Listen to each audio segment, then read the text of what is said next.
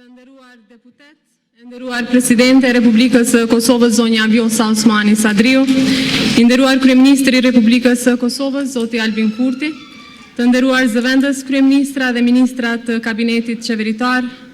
Basar Rifat, familje e komandantit legjendar Adem Jashari,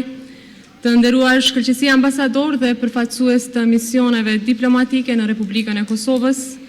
të nderuar zonja dhe zotrin të pranishëm, qytetarë të Republikës së Kosovës, mirë se keni ardhur në seancën solemne të Kuvendit të Republikës së Kosovës me rastin e shënimit të 28 vjetorit të epopesë së ushtrisë çlirimtare të Kosovës. Ju lus që të ngrihemi në këmbë fillimisht për ta nderuar himnin ton shtetëror dhe himnin ton kombëtar.